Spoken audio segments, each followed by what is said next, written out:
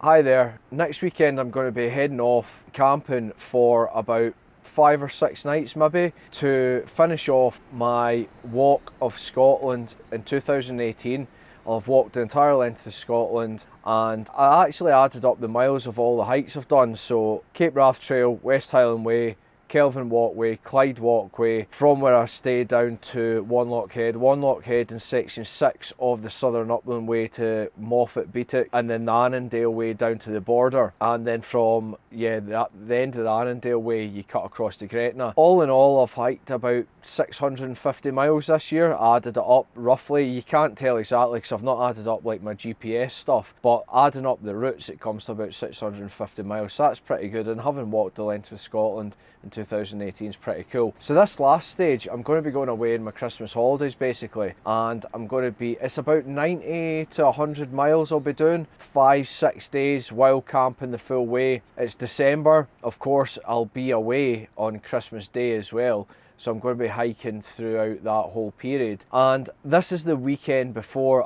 I head off. So what I like to do is basically get all my gear pulled out, laid out, thought about, reviewed, weigh it, see what I'm going to include, what I'm not going to do, and pack it and see how it all packs, and just look to see what I'm going to actually be taking. In addition to that, I've got this food bag here, my Z-Packs food bag, and this has got 5 days worth of food in it.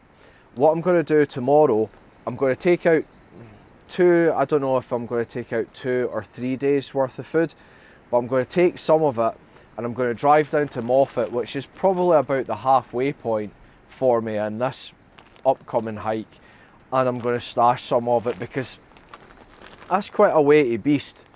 That's a lot to carry, and I can just drive for an hour down the road tomorrow, pack it all up nice and stash it somewhere, so I don't need to actually carry all my food the entire time, because the lighter you can go, the less fatiguing it is and the more you'll enjoy it. So if I've always got the option to stash food, I will. Like I done with the Cape Wrath Trail, I done that over like 14 and a half days, and I stashed food there as well for half the trip. I did have to modify it on there.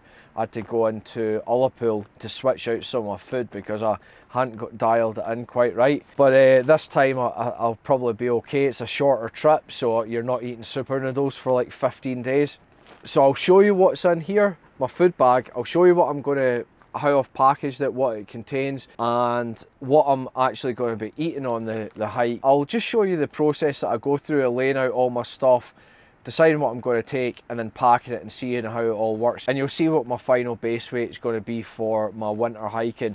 Now, I've not actually camped in winter before, so this is all new to me. I'm just learning, so of course I'll be refining it as I go. A couple of people have asked me about like a gear video of what I take, and I've not wanted to do that yet because, especially for the winter stuff, I've not dialed that in yet. I think I've got my kit for all other seasons pretty dialed in, and I've not made a full like, this is the gear I use and this is how I pack it and this is what I take video yet, because I really want to have tried and tested it throughout the year and all those miles and hikes to make sure that what I put out is actually as ideal as I can get it. For me, it's different for everyone. Everyone wants different things, but I don't want to just like do like a pre-West Highland Way video.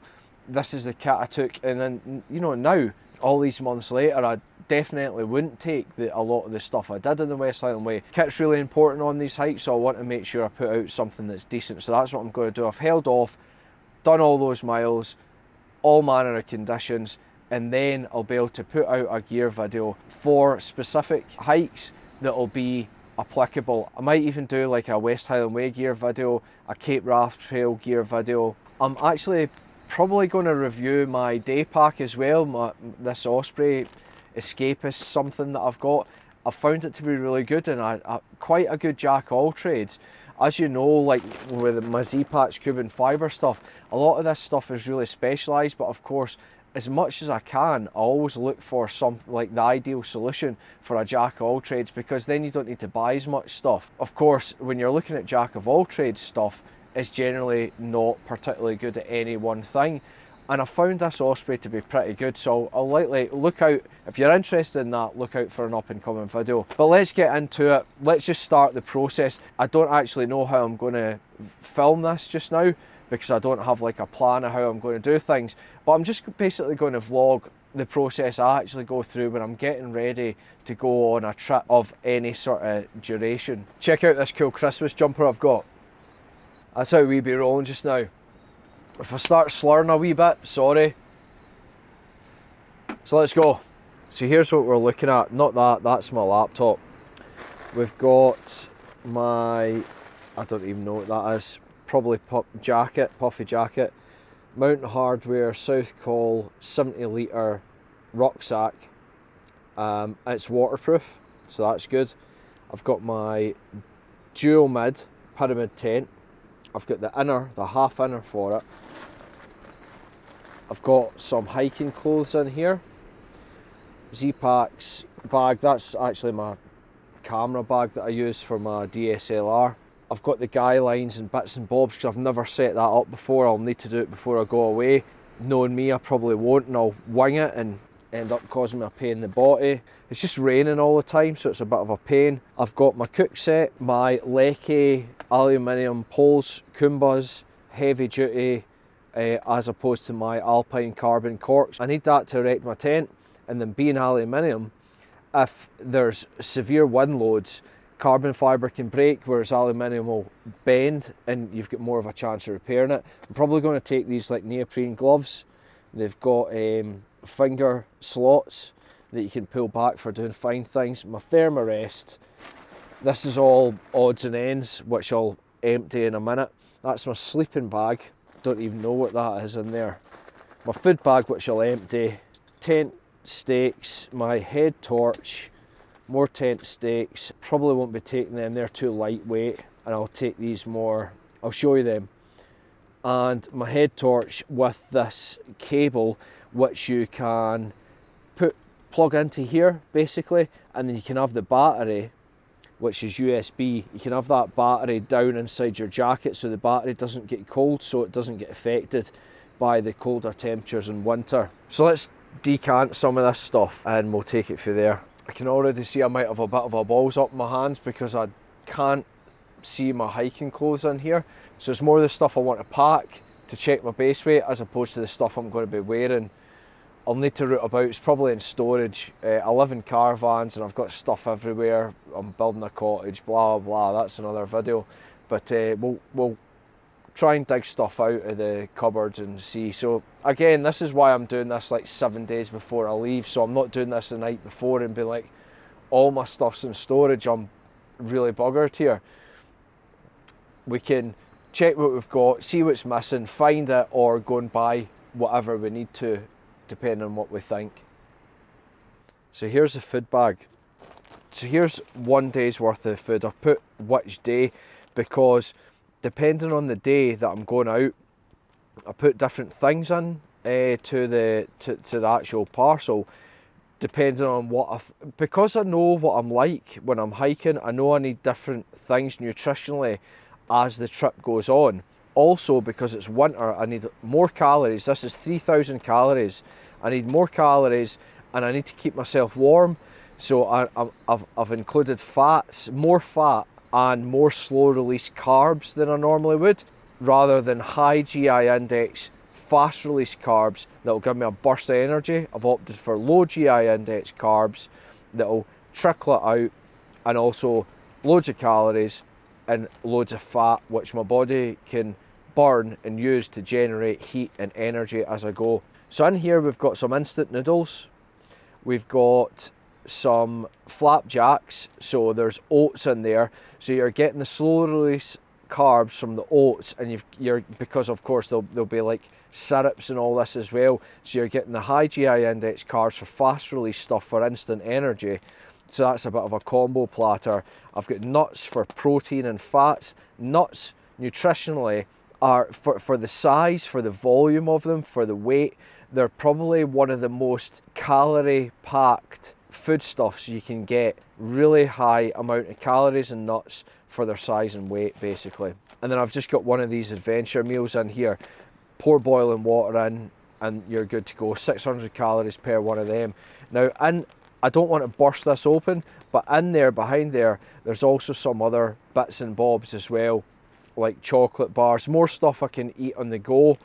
So that, like chocolate, there's another flapjack. Now this is what I found on the Cape Wrath Trail. I was planning on making porridge, I was cold soaking, I was going to be doing this, I was going to be doing that.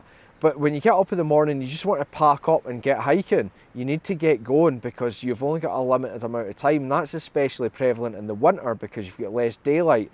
So the only meals that I'm going to actually cook are going to be the evening meal. It's the adventure food one, and it's some noodles. Now, this is messy though to cook. You then need to clean the pot, so you're better having a couple of these. Although these are £6, that's like 40 pence, so take that into consideration. I've also got things like this little bundle of snacks just to randomly put in the side pockets of my rucksack. Wait a minute, that's the Z-Packs Art Zip. I don't have side pockets in this guy. Okay, they're going to go somewhere in my pockets or whatever, but this is what I'll snack on as well. That's not one day's worth, that's just like to supplement, to boost these should I feel the need to break out of my daily pack. I can just dip into these. So I'll probably keep these in my rucksack, and if I feel that I'm lacking in energy, maybe there's a particularly hard day weather-wise or hard stage terrain-wise, and I feel like I need a bit of an energy boost, and just also for the mental game, a bit of comfort eating, tuck into one of these. Done.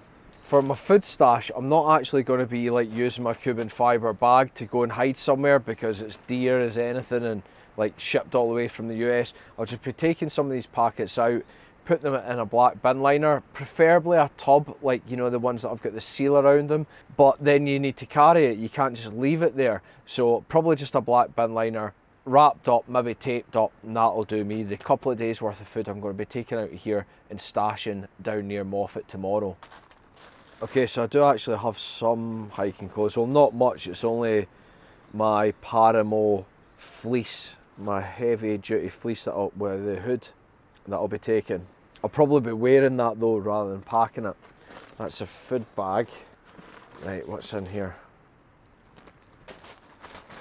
Okay, this is all my sleep stuff. I have my Trekology inflatable pillow. I have my buff that I got free with a magazine. I've got a Land Rover Defender, so I got that with that magazine. I've got my possum down and merino blend socks for sleeping. I've got my possum down and merino blend gloves for sleeping. I have my merino top. It's a long sleeve zip neck top that I'll be sleeping in, and I've got my sleeping pants. If you've been sweating all day and you've got I like to wear like what do you call them, briefs. This is a bit wrong, to be honest with you, showing you this, but they've got a good bollocks pouch on them, so you don't feel you're not getting all cramped up in there. And because they're merino wool, they breathe well. And I like, if you're out hiking all day and if you get sweaty doing a la goose, you don't want to be sleeping in those chaps overnight, do you? You know, end up with some sort of crotch rot or something like that. So they are reserved for sleeping. My bottoms, I've not decided. I might get a merino bottom, or I might just wear my long shorts. And I've also got these like compression socks. I've also got these bottoms that I took on the West Island Way that are like it's almost like a running tight, but they're fleece lined, so I might fling them in. I need to add bottoms to these, so that goes on the to-do list, you know what I mean?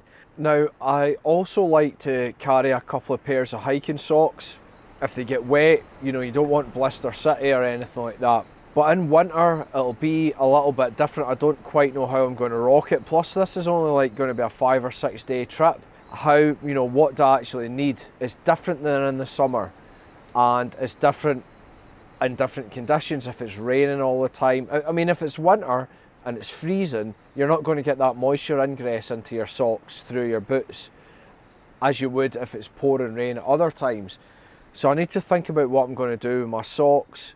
My main things basically are, of course, my hiking clothes for the conditions, layers, what I can put on, what I can take off, waterproofs. My sleeping clothes, which are always dry in their own dedicated little bag because you need that comfort for sleeping. and also my switch out clothes.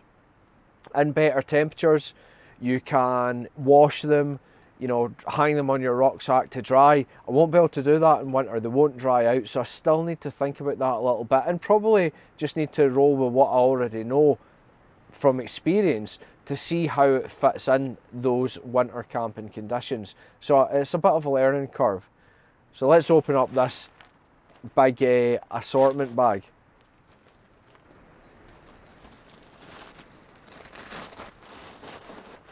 What's in here? Rucksack cover, Cuban fibre. Now, for all that this is a waterproof rucksack, the straps and all the rest of it still get wet. If at night, when that's wet and it freezes, that's going to be uncomfortable and problematic. So I'll still probably use this, even though I've got a waterproof rucksack. That's my cheapo waterproof trousers. Basically, I've got Gore-Tex stuff. I've had Gore-Tex trousers, bib and braces, all manner of stuff. I still find them a bit sweaty. I try and avoid using waterproof trousers as much as I can, and when I do have to use them, I find that as light as I can go, these aren't the lightest, but you have to watch with trousers, because if you go too light, they just rip apart. But these are relatively light. I'll probably look to upgrade these at some point. They're like 60 quid, but that's all I need mostly. Now, it's winter conditions. Because I wear walking tights, these slip over them easily. Whether these will be adequate for winter, I don't know, but that's what I've got, that's what I know, and that's what I'm going to use. I have nano spikes by this very well-known brand, and basically they are, don't know if you can see in there, they've got these like little studs on them, so that's good for icy roads and such, which I'll be probably walking on quite a lot on this section of trail. Of course, it's not good for proper ice, so I also have these micro crampons. Now, micro crampons are no use if you're going up anything of no incline wise, but as you can see, they've got cable, they've got the same top system as these, and they just pull on, go around the bottom, so these will be for worse conditions, worse icy conditions. Now, I don't know if you can hear, it sounds like it's hail outside, but I don't even know if I'll take any of these. It is freezing overnight just now.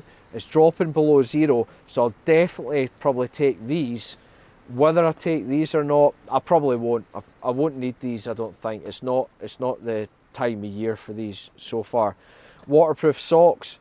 Now, I will be taking these because if my boots fail and what you do, like I had Gore-Tex, the Solomon 4DX whatevers, on the Cape Wrath Trail, they leaked immediately. I mean, not even just on the Cape Wrath Trail, I went in the West-Island Way, which is more or less flat, just with puddles and rain. They get soaked through almost straight away. Waterproofing, load of rubbish, and they are meant to have a Gore-Tex liner.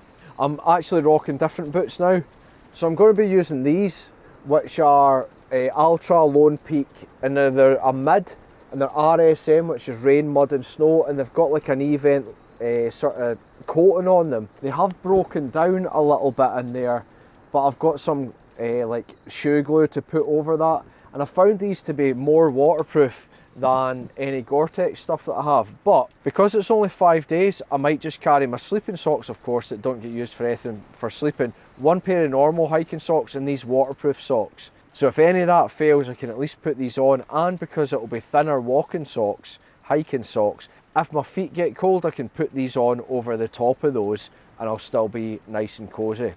Okay, so we have, this is a VersaFlow. I got the knock bladders. Now the idea is you can fill this with water, put your Sawyer squeeze in the end and squeeze it out, and that's it. You just need the one in your Sawyer squeeze. With this system, you can attach that to the top, that to the bottom, or whichever way around it goes. I think this is normally the dirty water bag and the blue being good, clear, pure water. You attach it up and you just hang it up and you let it feed through. Now because it's going to be winter, it's going to be freezing. I don't want any of this stuff freezing up. I'm not even going to burst this guy open. I'm going to take my Sawyer and I'm going to keep it against my body so it never freezes. I might take one of these bags so I can fill it up, run it through the Sawyer, and I'll be good to go for water. Of course, you don't need as much water in the winter because it's not as hot, so you're not sweating as much. I might just keep the Sawyer and this guy in my bag. Filling up water in the winter, if there's snow and everything's frozen and you're needing to break through ice, then you might want to consider a different system. You don't want stuff blocking up and freezing. Of course, you might need to also be melting snow, so you'd need a bigger cooking pot, or you'd need a bigger cooking system. The conditions just now aren't that way, so I don't need to bother about that. I'll probably take this, I'll probably take my Sawyer, and I'll take my normal sized pot, but because it's freezing cold water, proper cold water, here's a wee hack for you. Take a pair of marigolds, a pair of like washing up rubber gloves, put them on, so see when you're filling up the bladder to then filter, your hands don't get wet, so you lose less heat through that wet skin to the outside environment. Of course, you can't duck in with your gloves, can you? So put a pair of marigolds on. They act as a barrier, they're waterproof. You can get that water filled up and you're good to go. But taking that little pot stand, this is like it measures temperature and wind speed. Won't be needing that. This is my compass, which you'll be taking, and this is a whatever it is, something light. It's just off of eBay. It's a UK guy, waterproof zipper and all that. He makes these. You know, you can clip it to various things. It's a good storage stack. Because these base plate compasses they've got a sharp edge on them, I'm always worried about the sharp edge puncture and other stuff they're next to. That's why I bought that. And this chap from the same company, this is my medical kit in here basically. So it's mostly like anti-diarrhea stuff, painkillers, condoms in case I get lucky, know what I'm saying? Leukotape wrapped around a little torch, because backup torches are good. Leukotape's brilliant for blisters, strapping up your knees, anything like that. Water purification, and so really just a real basic medical kit. This is my Cuban fibre from the same company as this whatever. I'll need to remember who it is and put it in the comments, but that's basically my toiletries bag. Now I do have things like this, so it's like a mini toothpaste. It's travel stuff, travel moisturiser, travel shampoo. That's going to be overkill, because where am I going to be staying to get a shower anyway? Do you know what I mean? I might be lucky if I get one shower over the 5 days. Definitely need to be cleaning my teeth. Definitely want to keep your skin hydrated. Will I need shampoo? Probably not. Will I need all that? Definitely not. Either squeeze it out into your normal shampoo and just carry a wee bit, or you can buy little like carry-on bottles for airplanes and you can just put what you think you'll need in it. So that's generally what I do. But that whatever that is, that'll be going in that little toiletry bag. Plus, because Cuban fibre is waterproof, although this zipper isn't, as opposed to these, it won't leak out all over your expensive hiking gear. Here's a pair of socks. These are more like liners, although I probably won't be taking these. I'll be taking my Tesco pants. No, don't look at that. I like pants, and I mostly wear Tesco stuff because it's cheap. Kill me. I can't see them in there, but it's 1,000 mile socks. So it's like this doubled. So the idea is that you get reduced blisters, because if there's any movement or friction, it's the two layers of socks. So there's like the inner and the outer, although it's the same thing.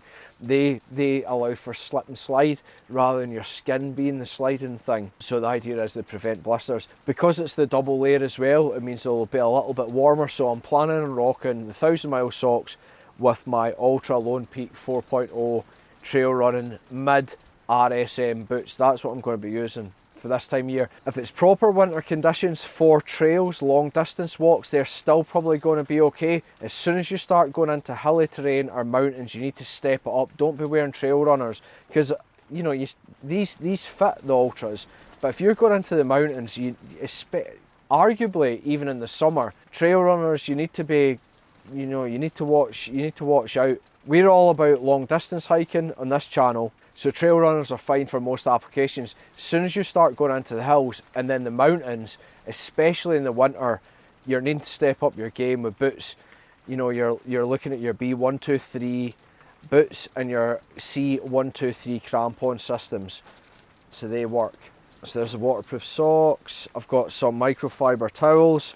I've got the batteries and my actual spot device. It's GPS, so it tracks you, so any family and friends or anything can log in at any point if you give them the code to see where you are. It's got the SOS button that goes to an emergency services. They'll look to see where you are and they'll get the relevant emergency services out. I think that's like a European wide coverage. You've got your configurable SOS message as a helping hand, so it's like, Mum, I've shat my kecks, I don't have any spare ones, can you come and help me out here? You press that, so for non-urgent things, you've got the emergency and you've got the non-urgent, which is you put who you want in there, phone numbers. Like, I've sprained my ankle, I'm okay, but I need a hand. You press that and that will send it to them. You've got an OK button, like you press that, it'll send your coordinates and I'll message pre-configured, like, I'm all right, here's where I am, all is well. You've got this button that's just sends you, that they're all configurable messages basically. That sends your location, and you've got this personalised message. So you can set that as like, I've finished, see you soon, you know. So these are all configurable messages, these guys. This one isn't, this just goes straight to that emergency services. I've got my Outdoor Research Helium 2 waterproof jacket, super lightweight. This was like an old season one, so I got it cheaper than if you were just to buy it off the website. But I probably won't take this. I'm saving this for better days. I'll probably just take my like £60 Country Innovation waterproof jacket, because that's worked for me. That's what I've used all season. You don't need to, some things you don't need to buy mega expensive stuff. Waterproof stuff, seriously, like I've had top of the line Gore-Tex waterproof things, and for mountain applications they're relevant. For hiking, long distance trails, you know, it's questionable. They don't, and it's different for everyone as well, because they don't really work that well for me, because I try and avoid wearing waterproofs as much as I can, because I run hot when I'm hiking and I sleep cold, hence this massive sleeping bag. But of course everyone's different. You might be someone who can put on your good Gore-Tex and wear it all day and go out and be perfectly comfortable temperature and humidity wise and have that waterproof shell. You just need to find out what works for you. Waterproofs generally don't work for me that well unless I absolutely have to use them. That's why I had the umbrella on the Cape Wrath Trail, so I tried to like further reduce the need to use waterproofs. And as my last ditch stuff, when it's pouring rain all the time and I need to go, you're probably going to be cold anyway. So something like this, you know, it doesn't need to breathe as well. It's arguable. Spare pouch, find out what to do with that. And a Juice of Spades trowel, ultralight, that weighs nothing, but that's for digging jobby holes basically, because you don't want to be shitting in the woods and leaving it there while your dirty toilet roll. Come on guys, like that's not what we're all about here. Leave no trace. So dig a hole, jobby in it and backfill it. What you can also do is dig the hole, jobby in it, put your toilet roll in, burn the light fire to the toilet roll, let it burn off and backfill it. Z-packs, shepherd stake, hooks, they won't be coming unless it's to peg out some of the other guys, not my main guy lines, because it's just like a little thin pin. I need something I can bash in with rocks, and I need something with more grip in these winter conditions. I will probably take some steel pegs, because I just don't, I need something really robust that I can smash in, that's not going to deform or break. So I'll probably take some steel pegs for the four corners, and I'll take these, which of course have more bite because of the, if you imagine that going into the ground, it's grabbing in more rather than just a pin. And I reckon I'll probably be able to bash these a bit as well. They're aluminium, these are titanium, is that right? I'm not sure, you can check it out. I'm going to be taking my Thermarest. This isn't even like the super light one, but it works for me. I have my, down the bottom, see that like orangey? It's the Thermarest stuff sack for your sleeping bag, but it also has a valve on it, so you connect the valve to this and it's like a bellow. You pump air into this with that bellow, because if you're blowing air into this in winter, the moisture in your breath will be trapped inside. If it freezes, you're reducing the thermal efficiency. So I'm rocking this stuff sack for my sleeping bag, which is waterproof, but also will inflate this as well to avoid any problems with frozen moisture inside my sleeping bag.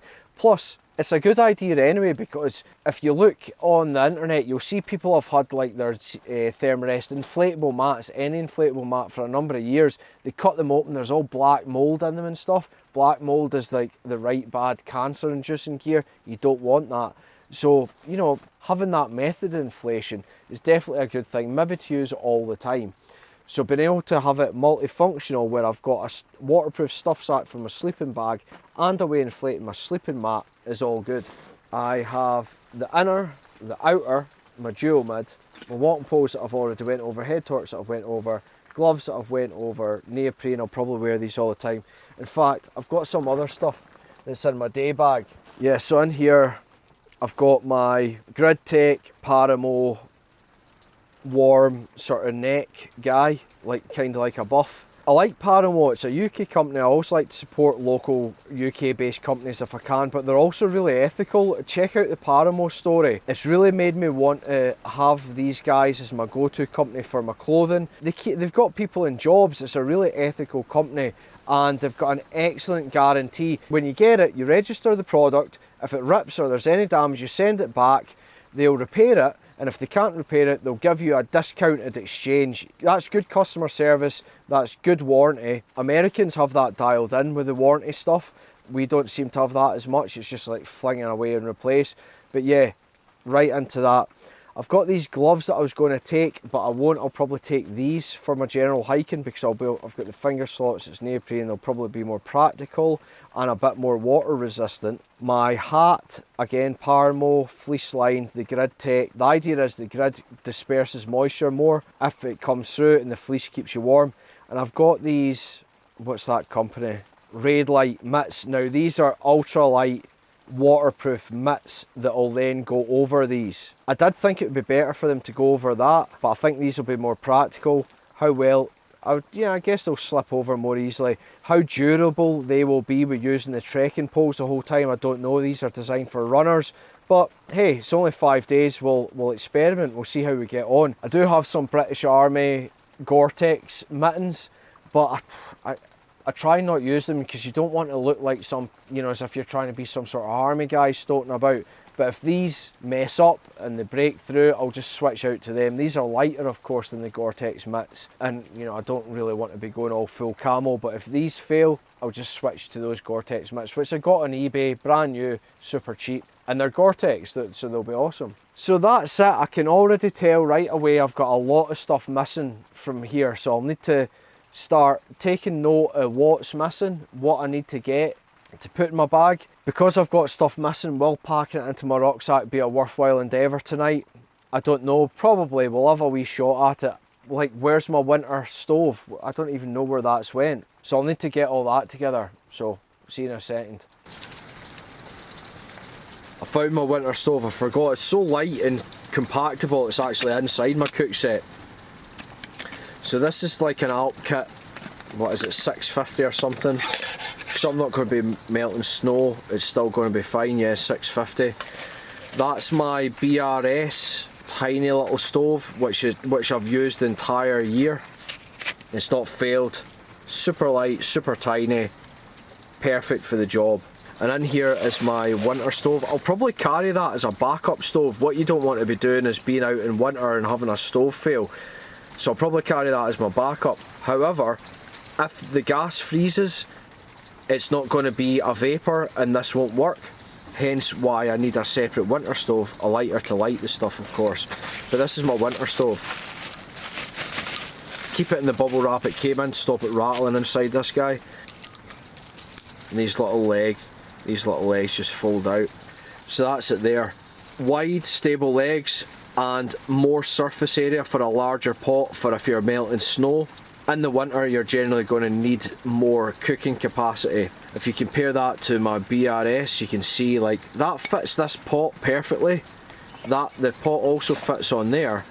Because this relies on gas vapours, which could be problematic in winter, I'll just be carrying that as my backup. It's so light, I may as well, you know what I mean? And it's always good to have a backup just in case. So this guy, it's got this coil here. It actually preheats the fuel before it gets to the burner, so you get a more efficient burn.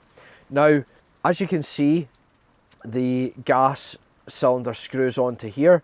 The reason for that is in the winter, if your canister is cold, and it's been shaken about, you're not going to have that, because like a gas cylinder, it's liquid, it's pressurized, so it's actually liquid inside. If you slosh it about, you can hear it. And what happens is you've got an airspace at the top and you've got gas in there. When you connect this to it and open the nozzle, that gas escapes and you burn it. However, when it's cold, it's problematic because you can't use... Now these cylinders, I'll get one. These cylinders are actually an isobutane propane mix. Now butane has, below 0 degrees, butane doesn't turn into a gas and burn as well. Propane works down to like -30, so this is like a combo of them. So it's better. Ideally, these would be propane, then you would have no worries with gas flow and cold temperatures, but they're not. It's an isobutane propane mix. So these can be problematic in the winter. That's why people use a lot of like solid fuel stoves or actual like petrol stoves and such, liquid fuel stoves. But I like gas. It's just so convenient. It's not messy or anything like that. So what you do with this system is you screw it on, and if there's problems with gas flow, now you could always keep this to your body, you could try and insulate it, but if there is problems with gas flow, all you do is you turn the cylinder upside down. And what happens is, rather than the airspace with the gas in it burning off, if you turn it upside down, it's actually the liquid fuel coming out through the pipe, through this pre-ignition coil, and then it'll still burn the liquid fuel coming out of this guy. So for me, I'm not going deep into the Arctic or anything. Apparently this system was designed based around high altitude and Arctic conditions. For me, winter camping in Scotland, wanting the convenience, I'm not saying this is the most effective or best setup, but for me, convenience wise, lightweight, this is titanium, I may add, it's by Alpkit as well. It's only like 45 quid or something like that, so it's not even mega dear. This is like a tenner from eBay. This is my summer system, my winter system, and I'm going to carry this as well, just in case this buggers up, and I'll be able to like put this up close to my body, heat that up, and I'll still be able to use this redundancy system. What are you saying to it? The wee hairy child. So basically I just start amassing stuff. I get everything out from storage, I see what I've got, what am I missing, I go and find it, what do I need to get, what do I need to buy, pile it up. It's total chaos to start with, and I have a bag of stuff that of all my stuff that I don't need, that goes into the don't need bag, that then goes into storage, and the stuff I do need that I'm going to keep goes into my actual rucksack. And I just jam it in, fling it in, because eventually, you know, if you were to try and do this in one hit, you would get sick of it and you'd be worried, it'd be a nightmare. Start early, like 10 days early. Start packing way in advance. Give yourself hundreds of time. Get the chaos out. Pick what you need, pick what you don't need. What you don't need goes away, goes into storage. What you do need goes into your bag. Think about what's missing, go and get it, put it in the bag. Then do another session like this where you start to then pare it down and refine it. Once you've got it more or less dialed in, weigh it, and then see which parts, do I really need that? Could I do without that? So for example, look at all this madness. By the way, top tip, you need your baby wipes or whatever's to clean your banjo string and such of an evening, but they're weighty, they contain moisture. Take them out of there, put them somewhere dry and let them sit. That moisture will evaporate, they'll dry out and they'll be lighter. When you need to use them, put them back in some sort of packet, just a little Ziploc. Pull one out that's dry, rehydrate it, it's still got all the soap and such in it, and use it. So you're saving weight, because you know they are heavy for what they are. Dehydrate them, rehydrate them when you need them on the go. So that's good. Start taking stuff like this. You know, you might not even need that handle, just break it off, just use that. It's only 5 days. Coffee, you know, you start taking stuff out of the packets that you don't need and putting them where they should be going. And you're just basically slowly but surely, teeth opener, you're just basically slowly but surely organising everything, packing everything. I found my other head torch, my backup head torch, which I'll probably use in the tent at night. My GPS, my power banks, you make sure they're all charged up, you've got them. I have these, by the way, which might be quite interesting. Because I'm now using trail runners, I basically have a high arch in my right foot, and I underpronate, I think, when it rolls in on my left foot. Now these trail runners are zero drop. There's no, the ball of your foot and the heel is exactly the same distance off the ground. Normally there's a heel stack on every shoe, so if you, all your life you've been walking with your heels raised off the ground. So I've went to these zero drop, that's a whole other topic, but I've went to these, I've been transitioning to them. Your body has to adapt, and because it highlights weaknesses in your biomechanics. So I find with my left foot underpronating, I've been getting sort of like I've been feeling it weird in my knee. It's not pain, but it's essentially, it feels weird because the tendons, ligaments, muscles, all that are having to correct for having wore heel raised, foot corrected shoes all my life, you know, so you've got more arch support and all that. Whether you want to do that or you want to use, it's just, do you know that way where I'm trying to strip everything back to basics. If you don't need, if you like, get it as simple as possible, and that's the way to go. As light as possible, as simple as possible. And you know, naturally we would walk without our heels raised off the ground, you know what I mean? We've lived for thousands upon thousands of years without the need for raised heels. How did that come about? I don't know. So I'm experimenting with this zero drop thing, but I damaged my right ankle when I was young. I actually done tendon damage. I didn't realise at the time my ankle was knackered for a year, but I was walking backwards later on in life with a wheelbarrow, just stupid. There was a slab, my right ankle folded, and I went straight up to the doctor because I didn't want to have what I had before. And I told him what had happened. I had blood, like bruising, deep dark purple bruising the sole of my foot and the damaged ankle. And he's like, "You done tendon damage there. From what you've said, if you came into us, you'd have probably been in plaster for a while, because it's better to break bones than do tendon damage, because bones heal, if not as well, but stronger than they did before. But if you do tendon damage, you know, you don't want to do that." So I was always looking for boots with Hunter's ankle support, but then when you go to boots with Hunter's ankle support, they're more mountaineering boots and boots with stiffer soles, which isn't a problem if you're going in the mountains, but because I'm trying to do long distances and more quickly, it does pose a problem. I need lightweight, flexible shoes. So I was looking about, that's why I got those Solomons. They were too narrow, they weren't waterproof, it was a pain in the bum, and they weren't the lightest either, really, compared to trail runners. But everyone, you look at American long distance hikers, they rant about using trail runners, but I've got a problem because I've got basically weak ankles. So I was trying to go the wrong way, I think. So I've went to minimalist, zero drop, no ankle support whatsoever. And if you look at a lot of hiking boots, you know, for softer ones, they actually don't offer that much proper ankle support. But in my transition to that, to build up my tendons and my strength, ligaments, joints, muscles, for that transition, because I've basically got a paranoia about bursting my ankle again, rolling an ankle, I use these ankle braces. Now, as you can see, there's not much to them. There's these little stays, but they're totally flexible. So and you can change the amount of support by tightening them up more or less. Now, I used these in the full West Highland Way because those Solomon hiking boots, they didn't offer any ankle support. Genuinely, ankle protection, yes, but not support. And I wore these the whole time. My ankles rolled a couple of times, but nothing that actually hurt them. This just stops it going too far.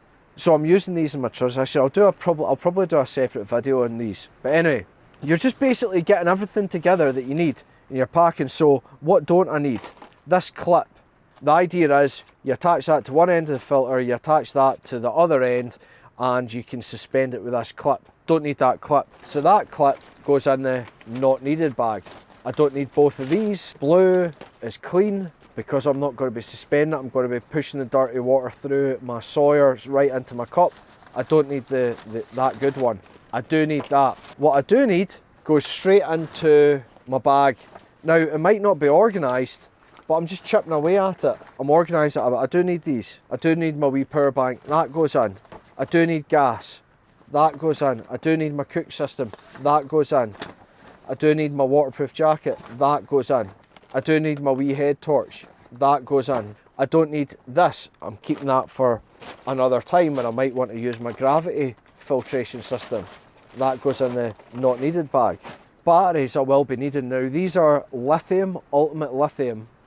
Ultimate is by the by. Lithium batteries cope better in the cold over standard batteries, so I'll be needing them, so they go in. Now these hand warmers and foot warmers, never used them before. They might be of use. I'll put them to the side and decide later on. They go in the bag though, because then when I start reducing it down, reducing it, I can start figuring out stuff. So stuff I might want also goes in the bag.